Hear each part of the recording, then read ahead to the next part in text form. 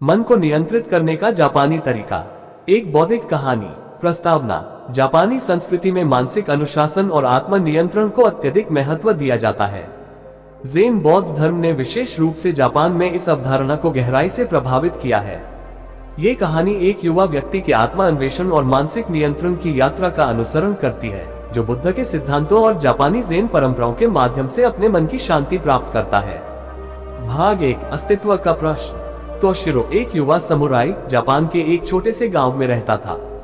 बाहरी रूप से तोशिरो में हर वह गुण था जो एक आदर्श योद्धा में होना चाहिए, शक्ति, गति और साहस। लेकिन उसके भीतर एक तूफान उग्र था। उसका मन हमेशा अशांत रहता था, भविष्य की चिंताओं और अतीत की गलतियों से ग्रस्त। वह रातों को सो नहीं पाता और हर दिन एक नई बेचैनी में डूबा रहता।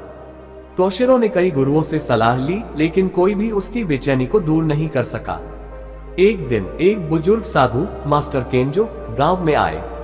उनकी आंखों में एक अद्भुत शांति थी, जैसे वे संसार के सभी रहस्यों को जान चुके हों। तोशिरो ने उनसे मार्गदर्शन मांगा।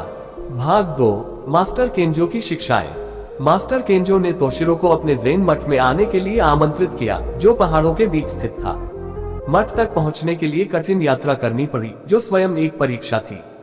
जब तोशिरो वहां पहुंचा तो मास्टर केंजो ने उसे पहले दिन ही स्पष्ट कर दिया, मन को नियंत्रित करना तलवार चलाने से कठिन है। तुम्हें स्वयं को परखना होगा। केंजो ने तोशिरो को सबसे पहले ध्यान मेडिटेशन सिखाया। तोशिरो को सुबह के समय मठ के बगीचे में बैठकर अपने श्वास पर ध्यान केंद्रित करने को कहा गया। शुरू में तोशिरो का मन हर दिशा में भटकता रहा।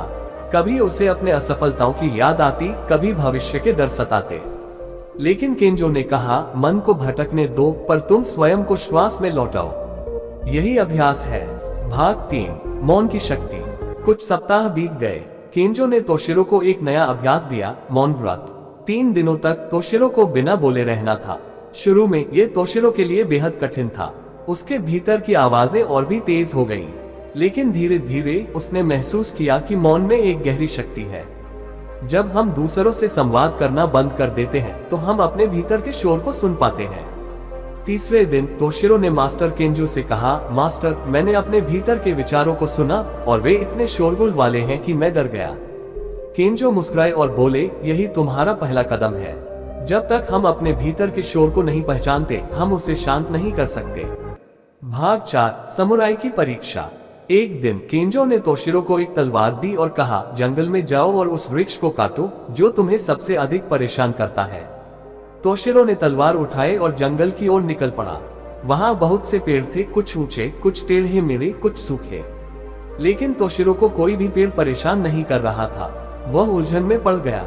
घंटों भटकने के बाद वह खाली हाथ वापस लौट आया और मास्टर केंजो से कहा, मुझे कोई ऐसा पेड़ नहीं मिला जो मुझे परेशान करे। केंजो ने हंसते हुए कहा, तो फिर क्यों तुम अपने भीतर के विचारों को काटने की कोशिश करते हो? जैसे पेड़ अपनी जगह पर खड़े रहते हैं और हमें परेशान नहीं करते, वैसे ही विचार भी आते जाते रहते हैं। समस्या तब होती है जब हम उन्हें पकड़ने की कोशिश करते हैं। ये सुनकर तोशिरो की आंखें खुल गईं। उसने पहली बार महसूस किया कि वह अपने विचारों से लड़ने के बजाय उन्हें स्वाभाविक रूप से बहने दे सकता है। भाग 5। आत्मज्ञान का मार्ग।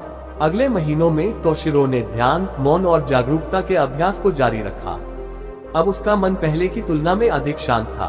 उसने जाना कि मन को नियंत्रित करने का सबसे बड़ा तरीका है स्वीकृति, जो है उसे वैसे ही स्वीकार करना, बिना उसे बदलने की कोशिश किए। मास्टर केंजो ने अंत में कहा, तुमने अब अपने मन के स्वभाव को समझ लिया है। बुद्ध ने कहा था कि मन एक बंदर की तरह है, जो एक पेड़ से दूसरे पेड़ पर कूदता है, पर जब तुम उसे आजाद छोड़ते हो तो वह स्वयं थककर शांत हो जाता है। तोशिरो अब वापस अपने गांव लौट गया। उसका जीवन अब भी वही था, वही चुनौतियां, वही जिम्मेदारियां। लेकिन अब उसका दृष्टिकोण बदल चुका था। वह जानता था कि बाहरी परिस्थितियां उसके मन की शांति को नहीं छीन सकती। उसने सच्चे अर्थों में ज़ेन का अनुभव किया था। निष्कर्ष। ये कहानी दर्शाती है कि मन को नियंत्रित करने के लिए बाहरी साधनों की आवश्यकता नहीं होती। यह एक आंतरिक यात्रा है जो स्वीकृति, जागरूकता और धैर्य से पूरी होती है। जापानी ज़ेन परंपराएं और बुद्ध के सिद्धांत हमें सिखाते हैं कि मन को शांत करने का तरीका लड़ाई नहीं, बल्कि उसे समझना और स्वीकार करना है। तोशिरो की तरह हर व्यक्ति अपने जीवन में इस यात्रा पर निकल सकता है। ये रास्ता कठिन हो सकता है, लेकिन अंततः ये हमें सच्ची शांति और संतोष की ओर ले जाता है। कहानी निर्दिष्ट पानी की बूंद, मन को नियंत्रित करने की जापानी ज़ेन कहानी। प्रस्तावना: जापानी ज़ेन परंपराओं में साधारण घटनाओं के माध्यम से गहरे आध्यात्मिक ज्ञान प्राप्त करने की परंपरा रही है। ये कहानी एक युवा लड़के रयोजी की है, जो अपने मन की अशांति को दूर करने के लिए एक ज़ेन मठ में जाता है और वहां उसे एक साधारण जल की बूंद से जीवन का सबसे बड़ा सबक मिलता है। योजक चिन्ह, योजक चिन्ह, योजक चिन्ह। भाग 1, मन का तूफान। रयोजी एक छोटे से जापानी गांव में रहता था। उसके माता पिता किसान थे और वह खुद एक बुद्धिमान लेकिन अत्यधिक चिंतित युवक था। वह हर छोटी बड़ी चीज की चिंता करता, फसल कैसी होगी, मौसम कैसा रहेगा, या भविष्य में उसका जीवन कैसा होगा। उसकी बेचैनी ने उसे इतना घेर लिया था कि वह कभी चैन से नहीं बैठ पाता। गांव के बुजुर्गों ने उसे मास्टर हिकोमी के पास भेजने की सलाह दी, जो पहाड़ों में एक ज़ेन मठ चलाते थे। कहा जाता था कि मास्टर हिकोमी के पास हर सवाल का जवाब था, लेकिन वह अपने उत्तर साधारण शब्दों में छुपा कर देते थे। योजक चिन्ह, योजक चिन्ह, योजक चिन्ह।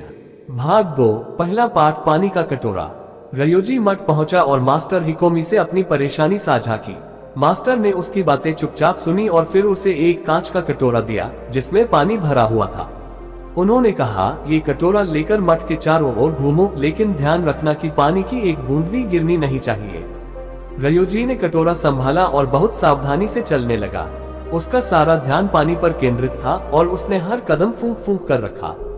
जब वह वापस आया तो उसने गर्व से कहा, देखिए मास्टर, मैंने एक भी बूंद नहीं गिराई। मास्टर हिकोमी मुस्कुराए और बोले, अच्छा काम किया, लेकिन बताओ, रास्ते में फूलों की खुशबू कैसी थी? पहाड़ों की हवा कैसी लगी? पक्षियों की आवाज सुनी? रयोजी ने सिर हिलाया, नहीं, मैं तो सिर्फ पानी गिरने से बचाने में व्यस्त था। मास्टर ने गंभीरता से कहा, यही तुम्हारी समस्या है। तुम अपने जीवन के पानी को गिरने से बचाने में इतने व्यस्त हो कि जीवन की सुंदरता को देख ही नहीं पाते।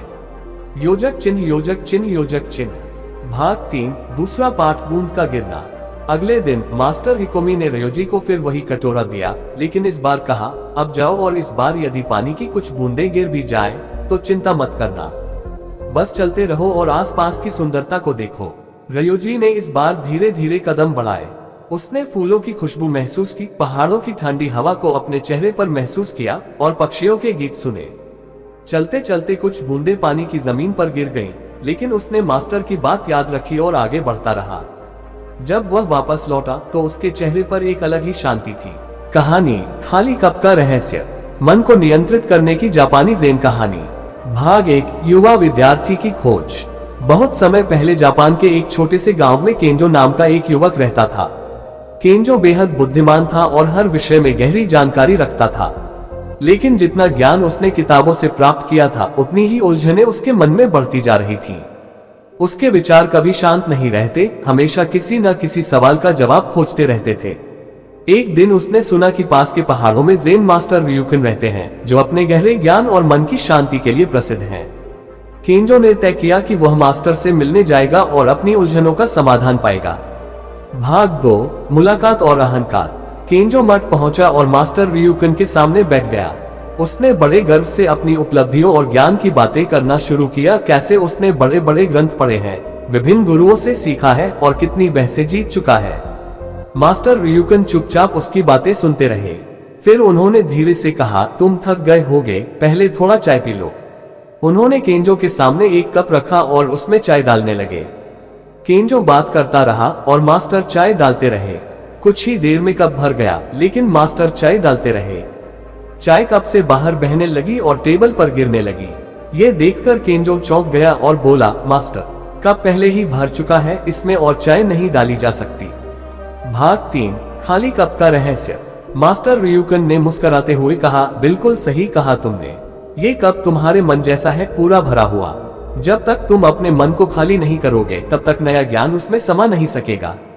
केंजो ये सुनकर चुप हो गया। पहली बार उसने महसूस किया कि उसका अहंकार और ज्ञान का दिखावा ही उसकी सबसे बड़ी बाधा थी। उसने गहरी सांस ली और सिर झुका लिया।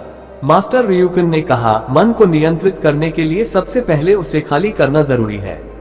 पुराने विचारों और धारणाओं को छोड़ो, तभी तुम सच्ची शांति और ज्ञान पा सकोगे। भाग 4, अंत में सीख। केंजो ने धीरे धीरे अपने अहंकार और व्यर्थ विचारों को त्यागना शुरू किया। उसने मौन में रहकर साधना की और अपने मन को शांत करना सीखा। कुछ महीनों में उसका चंचल मन स्थिर हो गया और अब उसे हर चीज में गहरी शांति महसूस होने लगी। जब वह वापस अपने गांव लौटा तो लोग उसे पहचान ही नहीं पाए। अब केंजो पहले जैसा ज्ञानवान तो था ही, लेकिन उसमें एक नई विनम्रता और शांति भी आ गई थी। ये कहानी हमें सिखाती है कि जब तक हमारा मन पुराने विचारों, अहंकार और पूर्वधारणाओं से भरा रहेगा, तब तक नया ज्ञान और सच्ची शांति उसमें प्रवेश नहीं कर सकती। मन को नियंत्रित करने के लिए सबसे पहले उससे खाली करना जरूरी है। कहानी पत्थरों का बोझ। मन को नियंत्रित करने की जापानी ज़ेन कहानी। भाग 1। 2 भिक्षु और नदी। पुराने जापान में तानजान और एकोदो नाम के 2 ज़ेन भिक्षु एक यात्रा पर निकले थे। दोनों ने जीवन में संयम और ध्यान का अभ्यास किया था, लेकिन उनके स्वभाव एक दूसरे से बहुत अलग थे। तानजान स्वभाव से सरल और सहज थे, जबकि एकोदो नियमों और अनुशासन का सख्ती से पालन करते थे। एक दिन वे एक गांव के पास से गुजर रहे थे, जहां भारी बारिश के कारण एक नदी उफान पर थी। नदी के किनारे एक युवती खड़ी थी, जो नदी पार नहीं कर पा रही थी। वह सुंदर रेशमी कपड़े पहने हुए थी और बहुत परेशान दिख रही थी। भाग 2। नियम और करुणा। जैसे ही भिक्षु नदी के पास पहुंचे, युवती ने उनसे मदद मांगी। ज़ेन भिक्षुओं के लिए यह नियम था कि वे महिलाओं के संपर्क में नहीं आएंगे। एकोदो ने सिर नीचे कर लिया और आगे बढ़ गया, लेकिन तानजान ने बिना झिझक के युवती को उठाया और उसे नदी के पार पहुंचा दिया। युवती ने धन्यवाद कहा और चली गई। तानजान भी मुस्कुराते हुए अपने रास्ते पर आगे बढ़ गए, लेकिन एकोदो का चेहरा गंभीर हो गया। उसने तानजान से कुछ नहीं कहा, लेकिन भीतर ही भीतर वह बहुत परेशान था। भाग 3। बोझ का रहस्य। कई घंटे तक दोनों चुपचाप चलते रहे। अंततः एकोदो से रहा नहीं गया और उसने गुस्से में कहा, तुमने ज़ेन के नियम तोड़े। भिक्षुओं को महिलाओं के संपर्क में नहीं आना चाहिए, और तुमने तो उसे अपने हाथों से उठाया। तानजान ने हंसते हुए जवाब दिया, मैंने उस युवती को नदी के किनारे ही छोड़ दिया था, लेकिन तुम अब भी उसे अपने मन में धो रहे हो। भाग 4। अंत में सीख। एकोदो ये सुनकर चुप हो गया। उसने महसूस किया कि तानजान ने करुणा और सहजता से कार्य किया था और अपने मन को तुरंत खाली कर दिया था, जबकि वह खुद नियमों और विचारों का बोझ उठाए हुए पूरे समय बेचैन और परेशान रहा। उस दिन एकोदो ने समझा कि मन का बोझ सिर्फ बाहरी चीजों से नहीं, बल्कि हमारे विचारों और धारणाओं से भी बनता है। जब तक हम पुराने विचारों और अनावश्यक चिंताओं को नहीं छोड़ते, तब तक मन को शांत नहीं किया जा सकता। ये कहानी हमें सिखाती है कि जीवन में नियम और अनुशासन जरूरी है, लेकिन उनसे चिपके रहना और अपने मन में बोझ बनाना हमारे लिए हानिकारक हो सकता है। मन को नियंत्रित करने का सबसे बड़ा तरीका है पुरानी बातों, विचारों और चिंताओं को समय पर छोड़ देना। तभी सच्ची शांति संभव है। कहानी पत्थरों का बोझ। मन को नियंत्रित करने की जापानी ज़ेन कहानी। भाग 1। 2 भिक्षु और नदी। पुराने जापान में तानजान और एकोदो नाम के 2 ज़ेन भिक्षु एक यात्रा पर निकले थे। दोनों ने जीवन में संयम और ध्यान का अभ्यास किया था, लेकिन उनके स्वभाव एक दूसरे से बहुत अलग थे। तानजान स्वभाव से सरल और सहज थे, जबकि एकोदो नियमों और अनुशासन का सख्ती से पालन करते थे। एक दिन वे एक गांव के पास से गुजर रहे थे, जहां भारी बारिश के कारण एक नदी उफान पर थी। नदी के किनारे एक युवती खड़ी थी, जो नदी पार नहीं कर पा रही थी। वह सुंदर रेशमी कपड़े पहने हुए थी और बहुत परेशान दिख रही थी। भाग 2। नियम और करुणा। जैसे ही भिक्षु नदी के पास पहुंचे, युवती ने उनसे मदद मांगी। ज़ेन भिक्षुओं के लिए यह नियम था कि वे महिलाओं के संपर्क में नहीं आएंगे। एकोदो ने सिर नीचे कर लिया और आगे बढ़ गया, लेकिन तानजान ने बिना झिझक के युवती को उठाया और उसे नदी के पार पहुंचा दिया। युवती ने धन्यवाद कहा और चली गई। तानजान भी मुस्कुराते हुए अपने रास्ते पर आगे बढ़ गए, लेकिन एकोदो का चेहरा गंभीर हो गया। उसने तानजान से कुछ नहीं कहा, लेकिन भीतर ही भीतर वह बहुत परेशान था। भाग 3। बोझ का रहस्य। कई घंटे तक दोनों चुपचाप चलते रहे। अंततः एकोदो से रहा नहीं गया और उसने गुस्से में कहा, तुमने ज़ेन के नियम तोड़े। भिक्षुओं को महिलाओं के संपर्क में नहीं आना चाहिए, और तुमने तो उसे अपने हाथों से उठाया। तानजान ने हंसते हुए जवाब दिया, मैंने उस युवती को नदी के किनारे ही छोड़ दिया था, लेकिन तुम अब भी उसे अपने मन में धो रहे हो। भाग 4। अंत में सीख। एकोदो ये सुनकर चुप हो गया। उसने महसूस किया कि तानजान ने करुणा और सहजता से कार्य किया था और अपने मन को तुरंत खाली कर दिया था, जबकि वह खुद नियमों और विचारों का बोझ उठाए हुए पूरे समय बेचैन और परेशान रहा। उस दिन एकोदो ने समझा कि मन का बोझ सिर्फ बाहरी चीजों से नहीं, बल्कि हमारे विचारों और धारणाओं से भी बनता है। जब तक हम पुराने विचारों और अनावश्यक चिंताओं को नहीं छोड़ते, तब तक मन को शांत नहीं किया जा सकता। ये कहानी हमें सिखाती है कि जीवन में नियम और अनुशासन जरूरी है, लेकिन उनसे चिपके रहना और अपने मन में बोझ बनाना हमारे लिए हानिकारक हो सकता है। मन को नियंत्रित करने का सबसे बड़ा तरीका है पुरानी बातों, विचारों और चिंताओं को समय पर छोड़ देना। तभी सच्ची शांति संभव है। कहानी शून्यता का पुल। मन को नियंत्रित करने की एक भूल। जापानी ज़ेन कथा। भाग 1। युवा योद्धा की बेचैनी। बहुत समय पहले जापान के एक शांत गांव हिकारी में एक युवा योद्धा काजुतो रहता था। उसकी तलवारबाजी में ऐसी निपुणता थी कि आसपास के सभी गांवों में उसका नाम लिया जाता था। लोग उसकी बहादुरी और युद्ध कौशल की सराहना करते थे, लेकिन जितना प्रसिद्ध वह बाहर था, उतना ही अशांत उसका मन भीतर था। काजुतो को अक्सर अपने सपनों में अजीब अजीब दृश्य दिखाई देते। कभी वह खुद को एक वीर योद्धा के रूप में देखता जो लड़ाई जीतकर लौट रहा है, और कभी खुद को एक गहरे अंधेरे में खोया हुआ महसूस करता। उसकी आंखों में हमेशा एक बेचैनी रहती थी, जैसे वह कुछ खोज रहा हो, लेकिन उसे खुद नहीं पता था कि वह क्या है। एक दिन गांव के एक बुजुर्ग ने उसे देखा और कहा, काजुतो, तुमने तलवार की कला में महारत हासिल कर ली है, लेकिन जीवन की सबसे बड़ी लड़ाई तुम्हारे भीतर है। यदि तुम मन को नियंत्रित करना सीख जाओ तो सच्चे योद्धा बन जाओगे। ये बात काजुतो के दिल में गूंजती रही। उसी दिन उसने फैसला किया कि वह अपने मन की बेचैनी का हल ढूंढेगा। उसे पता चला कि पहाड़ों के पार एक प्रसिद्ध ज़ेन मास्टर सोतारो रहते हैं, जो मन को नियंत्रित करने और जीवन के गूढ़ रहस्यों को समझने में माहिर हैं। भाग 2। मास्टर की तलाश में यात्रा। काजुतो ने अपनी तलवार कमर में बांधी और मास्टर सोतारो की खोज में निकल पड़ा। पहाड़ों की यात्रा कठिन थी, कभी संकरे रास्ते, कभी तेज हवाएं, और कभी कभी तो उसे अपने ही मन के डर से लड़ना पड़ता था। रास्ते में उसे कई लोग मिले, कुछ व्यापारी जो अपने लाभ के बारे में सोच रहे थे, कुछ साधु जो ज्ञान की बातें कर रहे थे, और कुछ योद्धा जो अपनी शक्ति का प्रदर्शन कर रहे थे। लेकिन कोई भी ऐसा नहीं था जो उसकी आंतरिक बेचैनी का समाधान दे सके। कई दिनों की यात्रा के बाद काजुतो एक सुनसान घाटी में पहुंचा। वहां एक छोटा सा मठ था जो बांस के पेड़ों से घिरा हुआ था। वहां की शांति इतनी गहरी थी कि जैसे समय थम गया हो। काजुतो ने दरवाजे पर दस्तक दी और कुछ ही देर में एक वृद्ध व्यक्ति बाहर आए। उनकी आंखों में गहराई थी, जैसे वे जीवन के हर पहलू को देख चुके हों। क्या आप मास्टर सोतारो हैं?